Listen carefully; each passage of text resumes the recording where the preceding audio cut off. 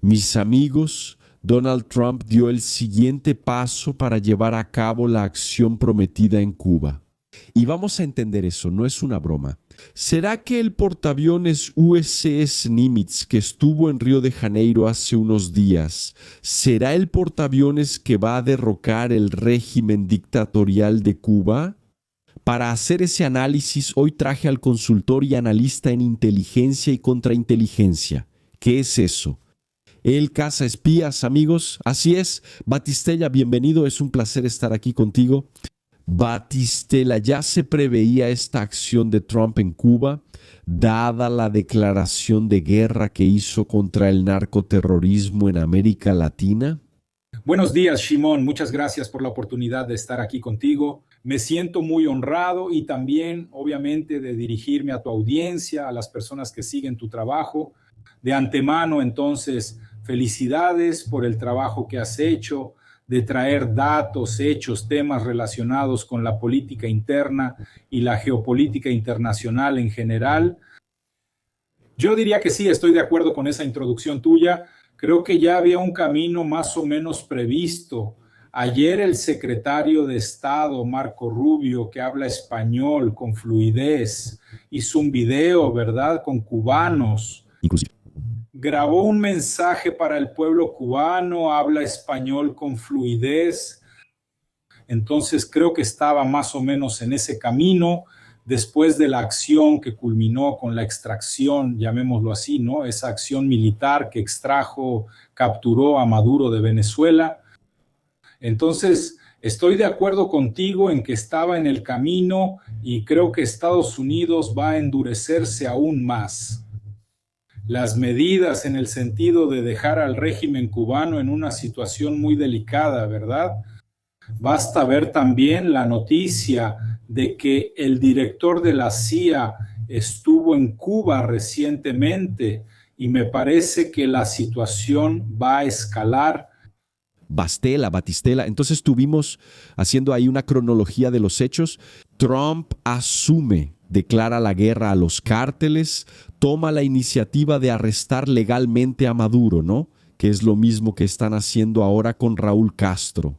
Primero está la acusación, luego la justificación para una acción militar. Bueno, necesitamos arrestar a ese hombre que mató a estadounidenses, que es enemigo de nuestro Estado, es una amenaza para la seguridad nacional y para eso vamos a recurrir a una acción militar. Y entonces, gente, una acción militar involucra portaaviones, misiles, helicópteros, radares, satélites, todo lo que se puedan imaginar. El mismo poderío usado para cazar al ayatolá en Irán, ¿verdad? Es el poderío que se va a utilizar para cazar a Castro. Señor de 90 y tantos años, vea cómo los dictadores, ellos también envejecen, ¿verdad? Los hombres malos también envejecen, pero en ese caso él ya era un dictador retirado y aún después de retirado lo van a atrapar.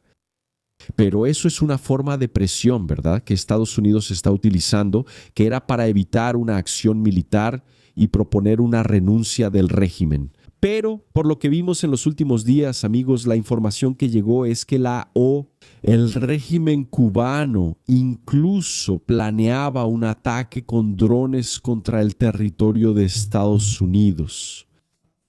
Y ahí las cosas se salieron de control de una vez. Y es mucha coincidencia, Batistella, que el portaaviones Nimitz salga en su recorrido final. Incluso, amigos, Batistella es de la Marina. Él es, ¿verdad?, es un militar aquí de Brasil y sirvió en nuestra Marina. Entonces, para él esto tiene mucho significado, ¿verdad? Portaaviones que sale de Estados Unidos es rumbo a su retiro, ¿verdad? Será dado de baja ese portaaviones nuclear de Estados Unidos. Entonces, en su último viaje, pasa por América Latina y mira qué coincidencia, hasta lo analizamos aquí con nuestro amigo Mauricio Galante, sale de allá, está llegando a la costa brasileña, en Río de Janeiro, y Lula va a Estados Unidos. Cuando Lula llega a la reunión con Trump en la Casa Blanca, el Nimitz atraca en Río de Janeiro, ¿verdad? Hace escala en Río de Janeiro. Sí, miren la presión, gente, miren la presión que Trump ha estado haciendo en Brasil, sin necesariamente disparar un solo tiro, o sin gritar, sin alzar la voz, sin amenazar, solo con la presencia de esa máquina formidable. Y entonces la máquina hace todo el ejercicio naval con la Marina brasileña y ahora se dirige al Caribe. ¿Qué está pasando en el Caribe? Todo está muy sincronizado porque el portaaviones ya está ahí y ellos imputan a Raúl Castro. O sea, ya está todo listo para... ¿Podría corroborar con la suya? Creo que corroborando con tu idea, realmente había toda una planificación. Eso lo demuestra, ¿no? Por parte de los norteamericanos. Al mismo tiempo, aunque no se haya difundido mucho la información sobre la reunión entre nuestro presidente Lula y el presidente Trump, bajo la denominación de las organizaciones criminales brasileñas como narcoterroristas, ¿verdad? Hay una política lanzada recientemente, lanzada por Estados Unidos, que sacude un poco esta situación, pero hay un lema en la inteligencia que yo valoro mucho. En inteligencia no hay coincidencias. Entonces, todo este paso del Nimitz por aquí, ¿no? Solo para hacer un paréntesis, ¿no? Siempre ha habido una excelente relación entre la Marina de Brasil y la Marina de Estados Unidos. Eso es importante resaltarlo, ¿no? Tenemos muchos aprendizajes aquí en Brasil que vinieron de la escuela norteamericana como tal y barcos que vinieron de la Marina norteamericana. Pero este paso no fue programado al azar y con todos, ¿no? Como es sabido, portaaviones de este tipo está escoltado por otros barcos de superficie, submarinos nucleares, que también brindan protección al portaaviones, submarinos que lo van acompañando. Entonces, obviamente, en este momento exacto se puede creer que el poderío militar en el Caribe para una eventual acción en relación con Cuba ya esté prácticamente incluso planeado. Solo haciendo un paréntesis, ¿no? Si me lo permites, mi visión creo que es muy limitada. Una acción militar estadounidense allá en Cuba. Yo creo que la fuerza, ¿no? De la presión diplomática y todos los aspectos, claro, de coerción militar van a dejar al régimen cubano en una situación muy delicada. ¿Está bien? La relación directa, mencionaste algo importante, ¿no? La relación del régimen cubano con el tema del narcotráfico a veces no está tan clara como la relación venezolana. Donde Venezuela tuvo, digamos, el aparato estatal venezolano más directamente ligado con los cárteles de tráfico que de alguna manera van a salir incluso por São Paulo en el puerto de Santos. Entonces creo que la presión norteamericana sobre Cuba será intensa en los próximos días. Sí. Y es interesante, Batistela, porque es el viaje final del Nimitz. E imagina si él derriba el imperio, si él lo derriba. Porque él fue el primero. Mira cómo son las cosas. Él fue el primero de los portaaviones Nimitz, el primero, gente. Tiene más de 50 años, ¿verdad? Si no me equivoco. Tú eras joven cuando él fue inaugurado. ¿Tú ya estabas en la Marina, Batistella? No. No, yo jugaba canicas en esa época. Yo jugaba en la época de las canicas, jugaba trompo, volaba papalote. Sí, en São Paulo, donde nací y crecí, en la zona sur de São Paulo. Sí, pero el Nimitz tiene toda una historia, ¿verdad? Y esa ciudad de acero representa un poder bélico increíble. Y estoy de acuerdo, tiene un simbolismo muy grande, sí, para la cuestión de la Marina estadounidense a la hora de descomisionar, ¿no? La baja del barco. Es un momento para nosotros de la Marina, es un momento triste, ¿no? Porque ves que el barco tiene alma, el barco está vivo. ¿Verdad? Está vivo. Y el Nimitz así, por más que tenga esa edad, propulsión nuclear, ¿verdad? Entonces, quiero decir, el reactor sigue funcionando, pero es un poderío militar impresionante, impresionante. Ese portaaviones lleva algo así, y no es solo el portaaviones, es el conjunto de fuerza de tarea que está alrededor del portaaviones, protegiendo al portaaviones. Exactamente. Y ahí justamente el portaaviones Nimitz tiene 51 años. Va a hacer su viaje final que va a derribar uno de los regímenes más icónicos de la historia reciente, ¿verdad? ¿Te imaginas? En su último viaje, él realiza una misión de ese tamaño. Es un asunto así, todo es negocio, todo está cronometrado, ¿verdad? Porque no es coincidencia. Sí, y tiene una relación con la historia, la Bahía de Cochinos, ¿verdad? Cuando ocurrió la desafortunada invasión, exacto, que sucedería con los entonces rebeldes cubanos, ¿verdad? Con el apoyo de la CIA que no ocurrió. Es un hecho, es como dijiste, algo icónico de la historia, ¿verdad? En relación a lo que la CIA, entre comillas, planeó una acción que después la CIA, ¿verdad? Por orden del presidente de los Estados Unidos en ese entonces, cuando no brindó el apoyo aéreo, los rebeldes terminaron siendo capturados por las fuerzas de Fidel Castro y así el régimen se fortaleció de una manera que sigue hasta hoy, ¿verdad? Entonces creo que el entendimiento histórico de esto, ¿verdad? Y volver a Bahía de Cochinos que tiene un lado marítimo, naval, es interesante. Entonces, amigos, en los próximos días probablemente tendremos acción. Creo que Trump, ahí ya es especulación. Creo que Trump no va a esperar a que termine la guerra allá en Irán para resolver la cuestión de Cuba. Tengo esa impresión. Tengo la impresión, sobre todo porque en Cuba, dada la situación militar, la propia situación militar de Cuba, es grupo, ¿no? Grupo organizado de la propia Marina de los Estados Unidos, las fuerzas especiales, la Fuerza Delta, la propia CIA, pueden resolverlo tranquilamente, ¿no? No se necesita todo ese poderío que está hoy en Irán. Y ahí hay una cuestión, amigos. Irán todavía va a tardar. Ellos no van a poder resolver esta situación de Irán ahora, de la noche a la mañana, para correr a Cuba, resolver solo el desplazamiento de los portaaviones, de los activos que están en Medio Oriente. Si fueran a ser desplazados a Cuba, tardaría más de un mes para que todo estuviera ahí. Entonces yo creo que son acciones independientes, pero Trump es Trump. Y mañana él puede declarar la victoria allá en Irán y salir corriendo para Cuba, lo que yo creo es poco probable, ¿no? Que terminen así la guerra contra Irán, sin más, sin menos, sin otro ataque, a menos que Irán capitule, lo que también es improbable. Sí, Batistela, y ahí tenemos la icónica visita de Putin a China. Trump sale unas horas después, unos días después, Putin aterriza en Rusia, 2 días, ¿no? Putin aterriza en Rusia también con su equipo, también con sus empresarios, también con su grupo ahí totalmente irrelevante para el mundo hoy.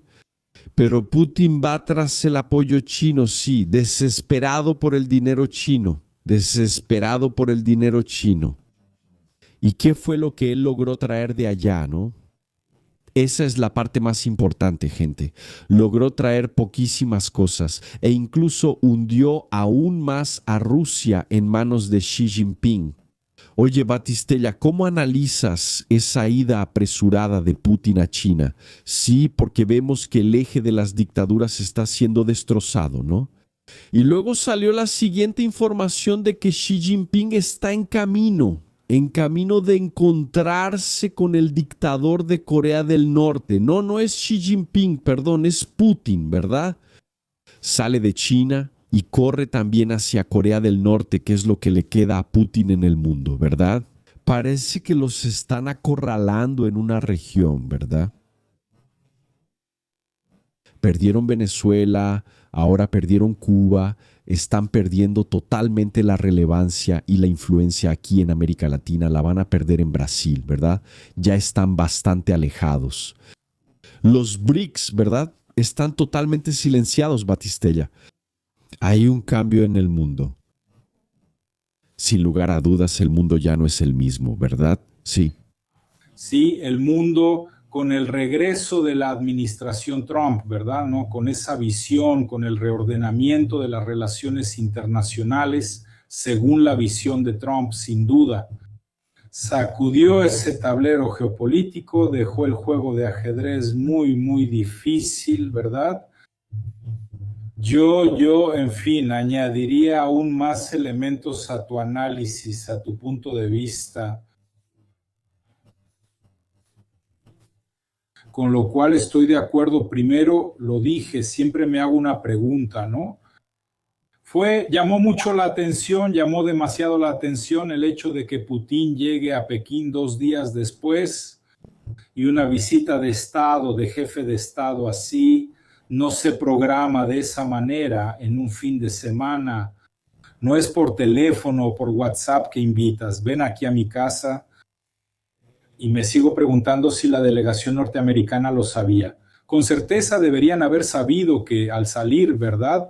En ese calor en el que toda la delegación norteamericana hizo eso, un hecho que en la diplomacia podríamos decir, oye, tiraron todos, incluso el cordón, el gafete, en el bote de basura, en la puerta del avión, para decir, no vamos a llevar nada de China por la cuestión del espionaje, ¿verdad? Practicado por China de manera sistemática. Entonces, de cierta manera, me quedo preguntando qué tan sincronizada fue esa acción china de traer a Putin 2 días después de la salida de Trump.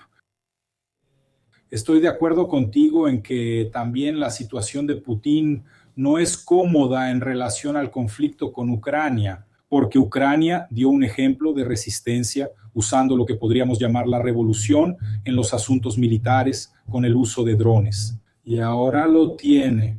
Hoy estaba leyendo un análisis que viene de Francia, ¿no? Se ha hablado mucho en Francia y un analista francés hizo una comparación impresionante.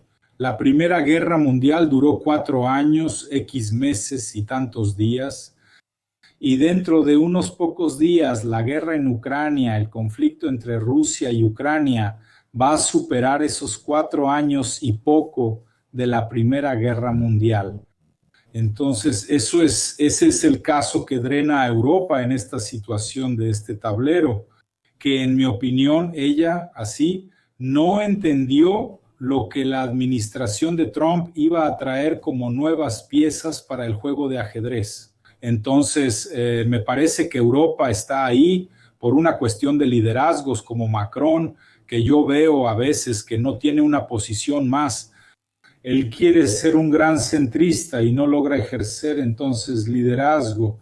Una Alemania que está perdiendo fuerza económica, ¿no? Ves una España que no aparece en ese tablero, están los países bálticos, ¿no? Como es el caso del sabotaje en el Nord Stream 1, casos ahí de rupturas de cable submarino, por cierto, ese es un tema importantísimo.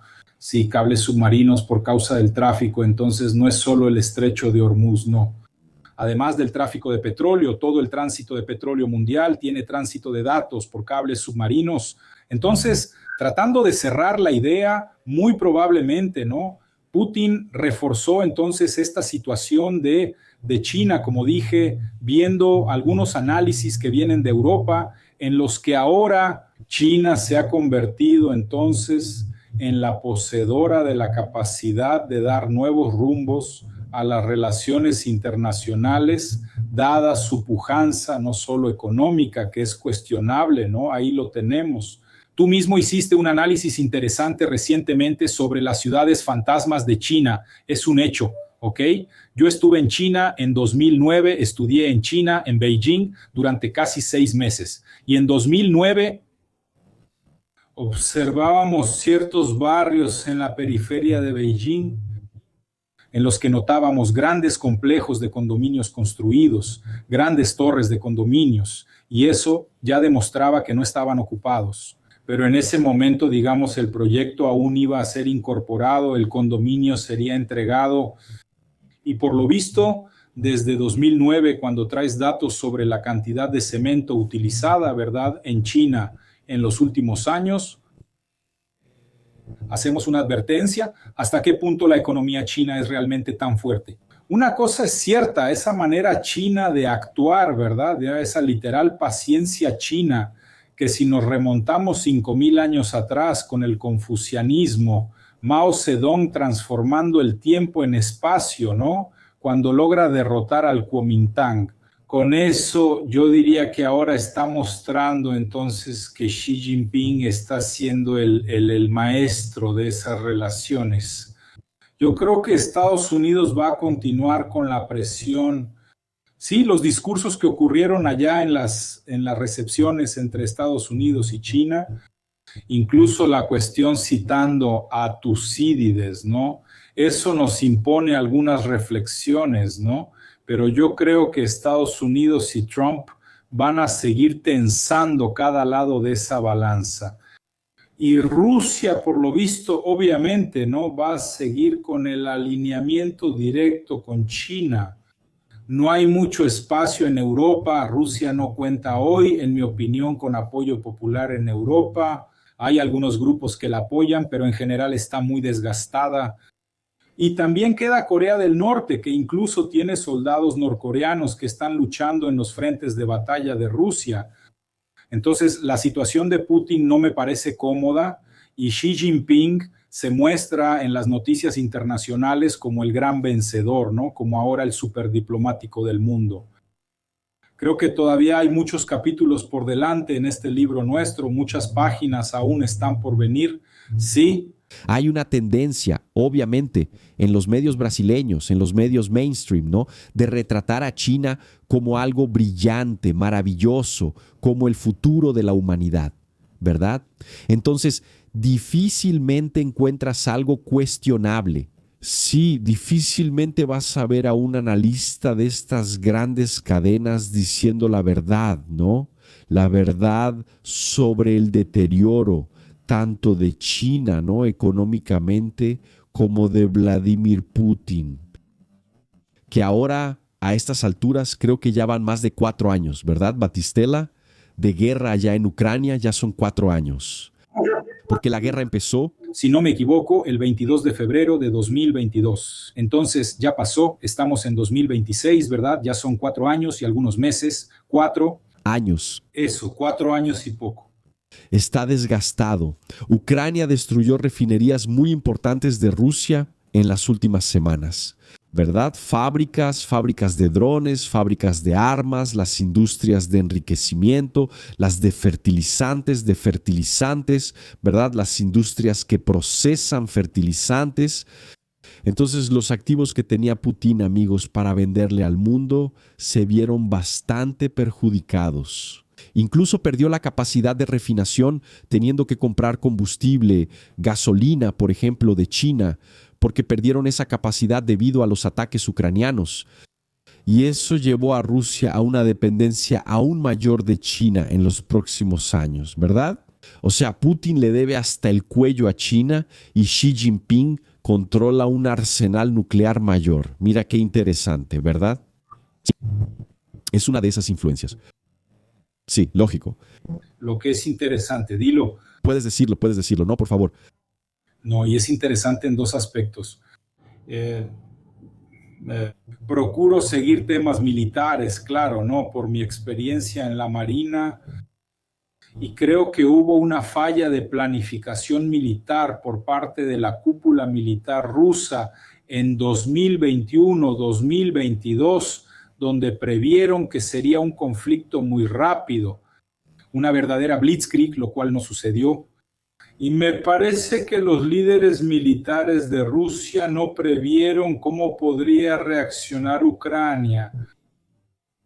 Y ahí hay algo muy importante cuando hablamos de inteligencia, ¿verdad?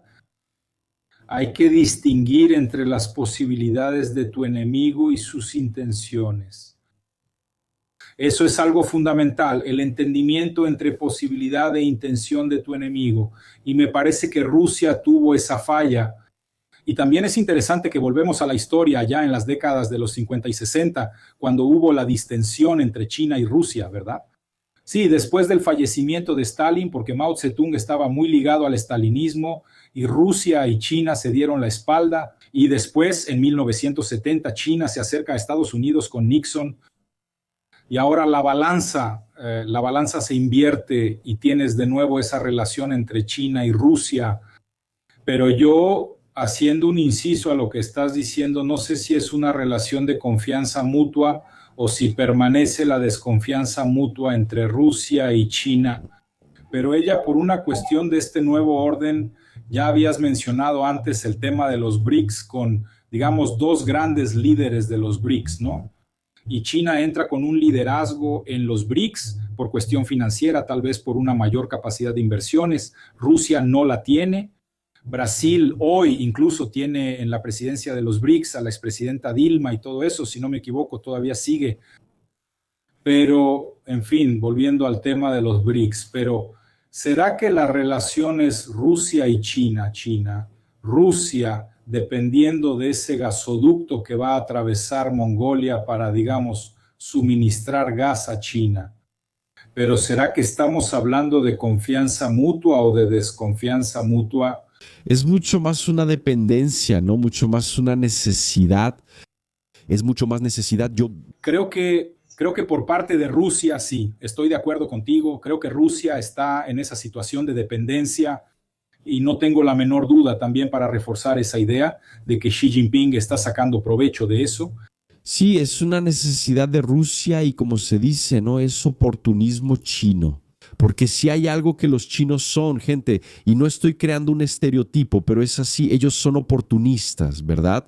¿Qué es lo que hace en la práctica Xi Jinping Batistela? Él esclaviza a los socios. No es una asociación de igual a igual. Es una asociación donde China es extremadamente agresiva. Es porque Xi Jinping no habla. Él no es como Trump que está gritando en el micrófono, que habla, que va, que hace de todo. No. Xi Jinping no dice nada. Él solo actúa, ¿verdad? Ellos solo hacen. Habla mucho más de lo que hace. Exactamente. Él habla de forma controlada. Ves que todas sus palabras están controladas. Tiene un discurso preparado.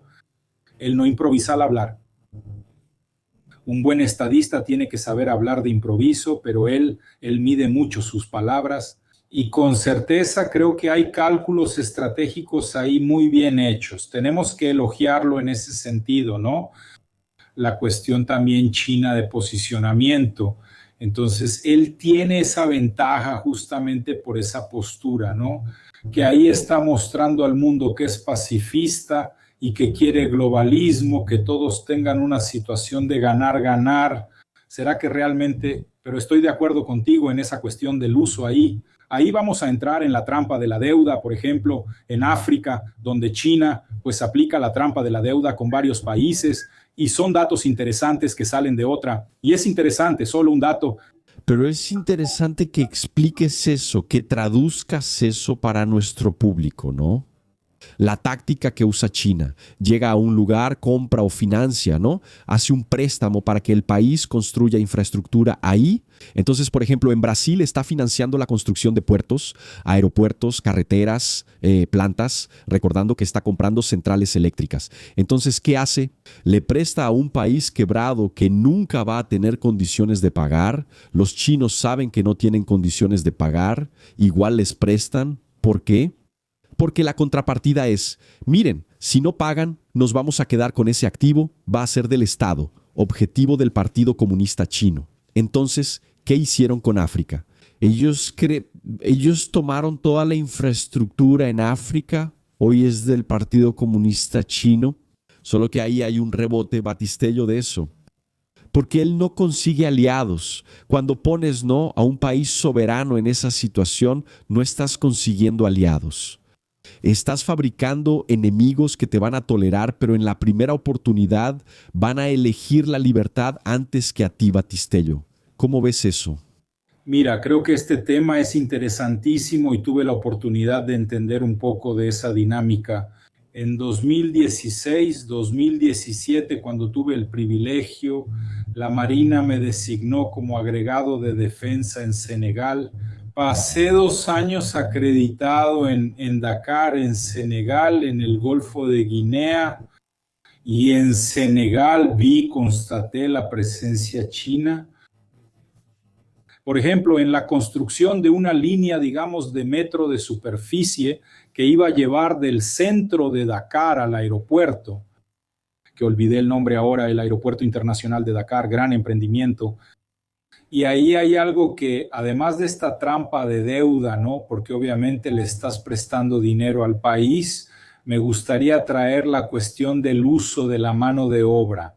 Y eso va con lo que estás diciendo de casos que ya surgieron en África, en los que esa masa de trabajadores chinos que van a ocupar los sitios de construcción terminan quitando oportunidades de trabajo local. ¿Quién sabe? Kamasari queda para la segunda etapa. Así es. Allá en Bahía está pasando eso ahora. Entonces, en África, yo comprobé en ese momento y después ocurrieron otros hechos de que ese africano local de ese país terminó eh, tomando acciones violentas, llegaron a atacar con, en fin, con algún tipo de arma blanca y tal a esos chinos por indignación. Entonces piensa en esta situación de que China también está disminuyendo la presión alimentaria allá en el país al, entre comillas, exportar nacionales chinos que van a otros países. Hay algo muy importante en esto, y es que si tienes miles de chinos por el mundo, reduces allá la presión social, la presión sobre la absorción de mano de obra y, en consecuencia, la presión alimentaria. Yo haría eso para corroborar tu no. tu análisis fue perfecta porque el brasileño no tiene noción de eso, ¿verdad? Amigos, en Camaçari, en Bahía, y no es solo en Camaçari, hay varias ciudades por ahí, hay una fábrica gigantesca de vid que está siendo construida. Ahora, lo interesante es lo siguiente, esa fábrica está siendo construida, pero la industria de autos eléctricos de China se está muriendo. Sí, ya no están vendiendo más autos eléctricos, ¿entiendes? Sí, el brasileño no compra tantos autos eléctricos como para justificar la inmensidad de lo que se está construyendo en China. Pero entonces tú dices, no, Shimon, va a generar empleo para los brasileños. Deja que China construya la fábrica aquí en el país. Amigos, todos los trabajadores son chinos, no son brasileños los que van a proporcionar esa mano de obra, ni siquiera en la construcción de los galpones. Todo es chino. La justificación, Batistella, es que Brasil no tiene mano de obra calificada. Ok, pero durante muchos años, ¿qué hicieron las grandes empresas e industrias en Brasil? Calificaron la mano de obra. Llegaron, reclutaron, calificaron, ya que los gobiernos son incompetentes, ¿verdad? Y no forman, no califican, no preparan a su propio pueblo para asumir. Ahora, ese fenómeno que describiste de China y por eso es tan avasalladora, porque viene con el dinero, compra, financia el activo. Si no puedes pagar el activo como garantía, el activo será de ellos. Sí, ahora, ellos vienen con el dinero, vienen con el proyecto, vienen con la idea y vienen con la mano de obra. O sea, le entregaste todo a ellos y perdiste la soberanía de tu propio territorio. Ya no tienes soberanía ahí dentro. Yo tengo una...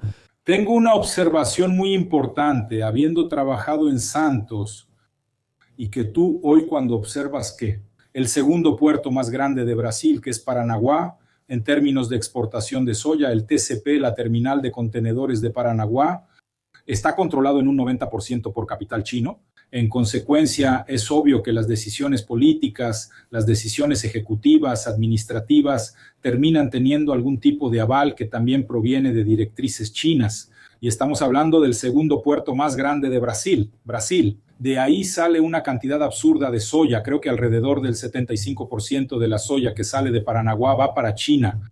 Caray, amigo, va para China. O sea, ya es dueña de la terminal y la carga que pasa por ahí va para China. Ella es dueña de la hacienda que produce la soya porque compraron tierras a montones en Mato Grosso, ¿verdad? Ella es dueña de la procesadora de soya, ¿verdad? Ahora acaban de invertir unos miles de millones más en la mayor procesadora de soya del mundo y está en Mato Grosso, ¿verdad? Sí, con capacidad de 10,000 toneladas por día para gente para sacar esa soya de Brasil. Entonces ellos controlan las haciendas, controlan el procesamiento, controlan la logística desde la hacienda hasta el puerto. Ellos controlan el puerto, controlan los barcos que transportan eso a China. O sea, ya es de ellos todo ese sector. Pero el brasileño todavía no se ha dado cuenta de eso. Algunos países de África ya se dieron cuenta, ¿no?, de la gravedad, del peligro. Putin sabe muy bien de eso. Las relaciones rusas y chinas siempre han tenido altibajos. Rusia se ha aprovechado mucho de China. Incluso Esta dependencia rusa de China ahora, amigos, sería una venganza poética, porque en el pasado los rusos se aprovecharon mucho de los chinos, ¿verdad? Los rusos saquearon China, los rusos robaron. Lo que China hace hoy con otros países fue lo que Rusia hizo con los chinos, ¿cierto?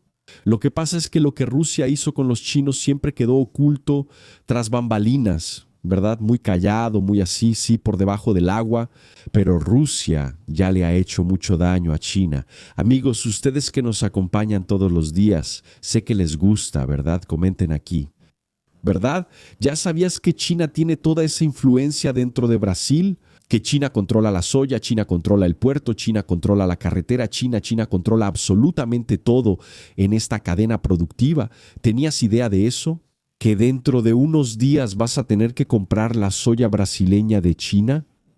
Sí, ese es el problema de Brasil. Va y viene, va y viene. Por eso necesitamos un presidente con agallas, que no rompa relaciones con China. No es de eso de lo que estamos hablando, pero que no se ponga en la posición de vasallo de China, ¿cierto? Pero que negocie de igual a igual, que no venda todo por nada. Gente, lo único que logra sostener la economía china y que no posibilitó el boom chino es que construyeron 85 millones de inmuebles que están ahí desocupados. Vean eso, gente. ¿Ya pensaron? Es toda la población de Francia. Cada uno tendría un departamento y un buen departamento. Están allá en China desocupados. ¿Pero saben qué lo hizo posible? Compra de materia prima, compra de commodities, compra de petróleo barato, por debajo del valor de mercado, es lo que China hace en todo el mundo. Shimao, ¿odias a China? No. Pero creo que el modelo chino solo es bueno para ellos, no es bueno para el hospedero. Ellos son unos parásitos económicos. No es bueno para el hospedero, ¿cierto? De repente, porque puedes decir así, es bueno para el productor de soya. Mira, ya ni siquiera hay productores de soya. Ellos siembran la soya. ¿Está bien? Ellos siembran la soya. Ellos compran las tierras. Ellos son dueños de las tierras. Ellos siembran la soya y después procesan esa soya, la benefician. Y si necesitas comprar aceite de soya, de repente vas a tener que comprarlo de China. Si no, no vas a tener aceite de soya que se produce aquí en tu país. Batistella. Mira, tienes el libro en Amazon. Tienes el libro disponible. Me gustaría que hablaras de ese libro. ¿Por qué? Ese libro le enseña al brasileño común, al ciudadano promedio, a entender el mundo, a entender los bastidores de esa geopolítica de la inteligencia, de la contrainteligencia. Y en el próximo episodio que voy a traer a Batistella aquí, vamos a hablar sobre ese espionaje de los países, ¿verdad?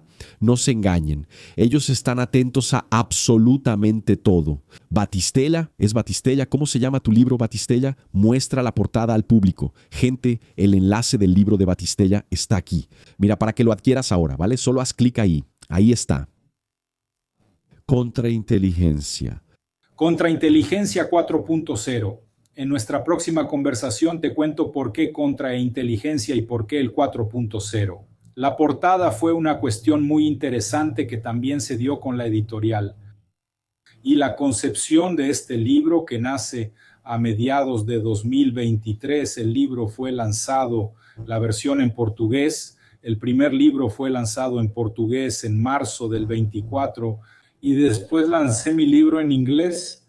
Entonces aquí está la versión en inglés, que incluso está un poco más actualizada que la versión en portugués, con algunos casos, por ejemplo, de espionaje de rusos que se hicieron pasar por brasileños. Amplié ese tema. Voy a hablar poco del estado profundo, la vida bien paralela, una conexión. Mira, la idea del libro fue reunir una bibliografía extensa que tuve la oportunidad de leer a lo largo de mi carrera, a lo largo de mi paso por el área de inteligencia, contrainteligencia, ante lo que entiendo que Brasil necesita avanzar, evolucionar un poco más con estos temas, la disciplina de inteligencia y contrainteligencia desde una visión corporativa. ¿Está bien? Y entonces, a mí me gusta estudiar pequeños detalles de la historia, conectar eso con la geopolítica actual, esas relaciones entre países. Y entonces comentaste, parece que nunca antes en la historia de este universo hemos visto tantos casos de espionaje entre estados, ¿verdad? Eso involucra a Rusia, eso involucra a Estados Unidos, China, el caso reciente de la alcaldesa de Allentown, un municipio de Estados Unidos. Entonces, en fin, hay casos, varios casos. Oye, Batistella, permíteme, voy a interrumpir tu intervención, pero está el caso ahora más reciente, amigos, de espionaje y cómo es importante en esta guerra híbrida. Israel derribó a Irán con espionaje, con los agentes del Mossad trabajando allá adentro en todas las áreas.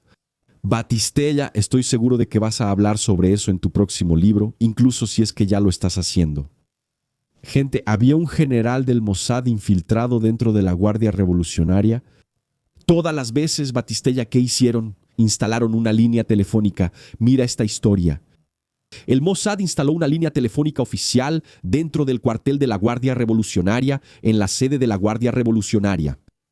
Todas las veces que sonaba el teléfono, que algún oficial de la Guardia llamaba a ese número del Mossad. ¿Quién contestaba? Un agente del Mossad haciéndose pasar por general iraní. Ni siquiera sabían con quién estaban hablando. Ese agente aprobaba, ¿no? Ese supuesto general aprobaba ataques, aprobaba espionaje, aprobaba todo.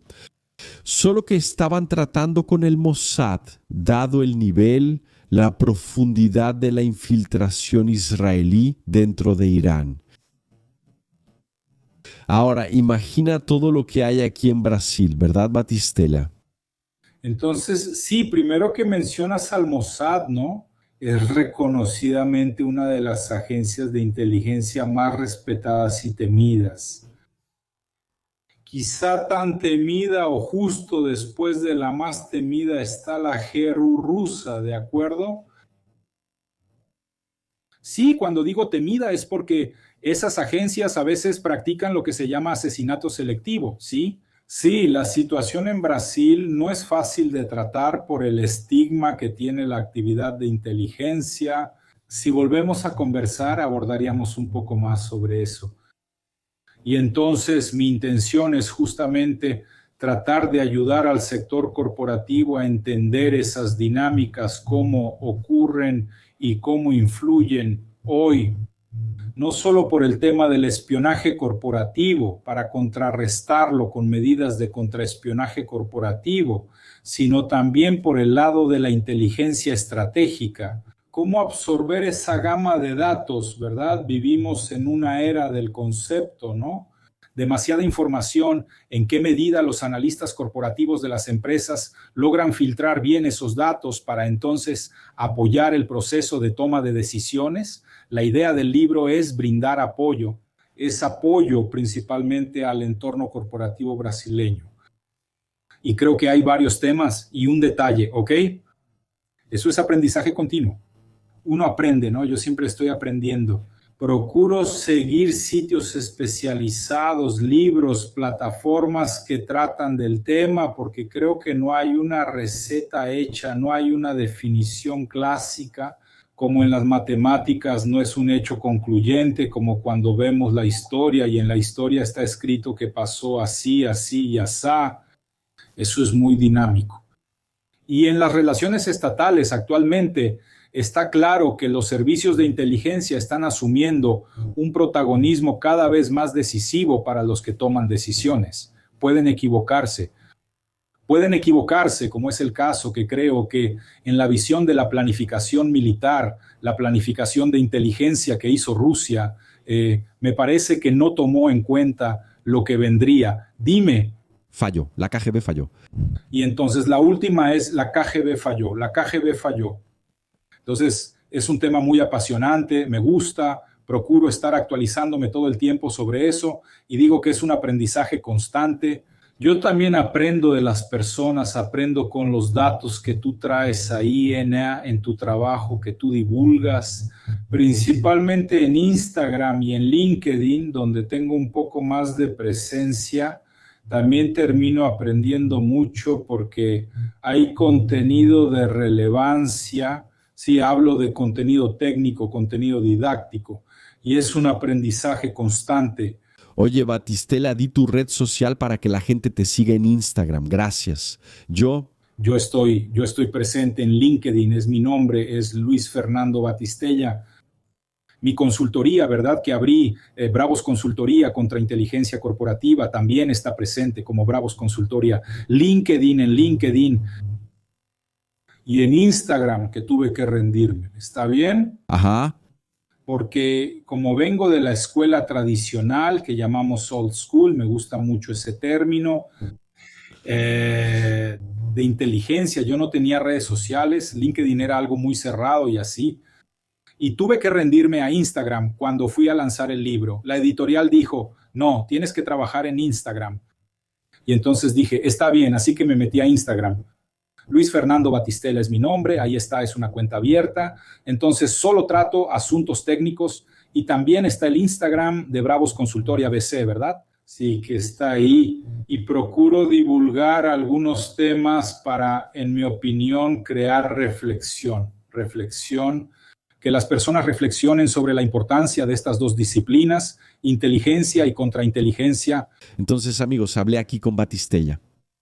Él es analista, consultor en inteligencia y contrainteligencia, traduciendo contraespionaje. Y también fue militar de la Marina. Batistella, discúlpame porque no recuerdo cuál fue tu rango en la Marina brasileña. Me gustaría que nos lo dijeras. Hablo con mucho orgullo de mi paso por la Marina. Tuve el honor, ¿verdad?, del desafío en 1984 de ingresar al Colegio Naval. Después fui a la Escuela Naval. En 1990 terminé el ciclo de formación de oficial. Fui declarado segundo teniente en 1991. Hice toda la carrera, la mayor parte embarcado.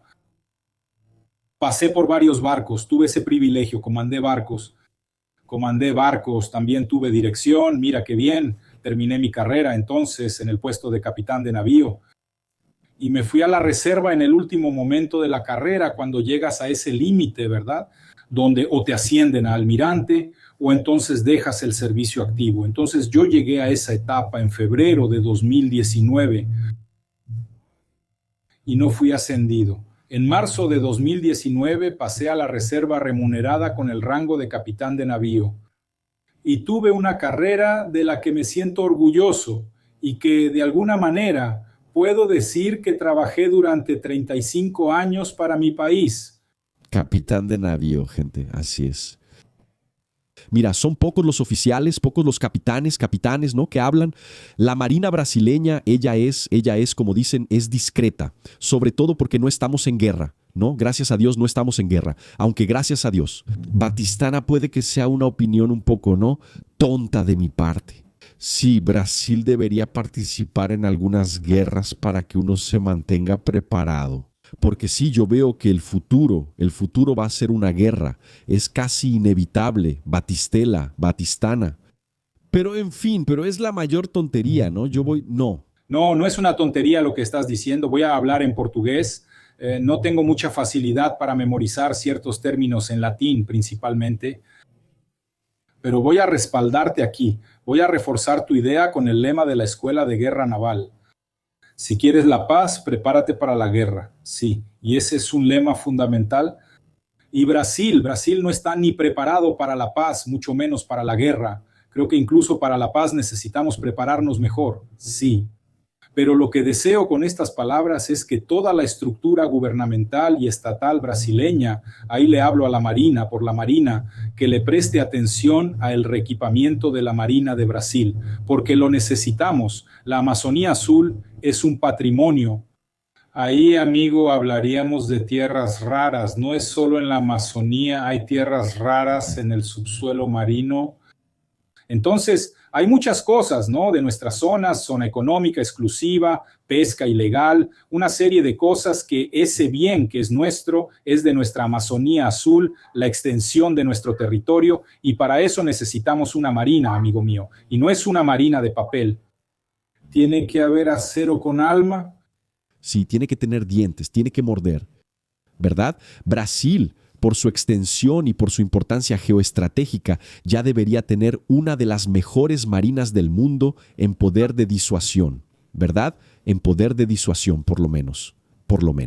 Vamos a hablar como los estadounidenses, entonces. El Atlántico Sur tiene que ser nuestro. Eso es, el Atlántico Sur tiene que ser nuestro. Así es. Vamos a decirlo así. Mira, voy a golpear aquí, voy a golpearme el pecho y decir así. Este patio trasero es mío. Es mío. Atlántico Sur, es mío, es mío. Y para eso hay que tener marina, para eso hay que tener marina. Bueno, entonces hablamos con él.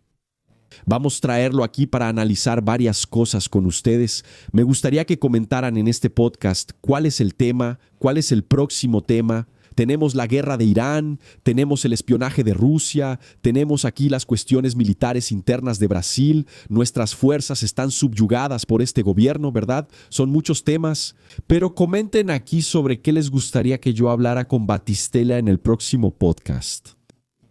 Batistela, muchas gracias a ti y a quienes nos acompañaron también. Muchas gracias. Deja tu like, suscríbete al canal y activa la campanita de notificaciones. Estoy dejando aquí el código QR de nuestro búnker de inteligencia, donde continuamos nuestra charla sin censura, pudiendo decir nombres y traer más datos para ustedes. Así que aprovechen y entren ahí. También entren a nuestro canal de series y películas, que también va a aparecer aquí para ti en la tarjeta. Y regresamos muy pronto. Hasta entonces, adiós, adiós.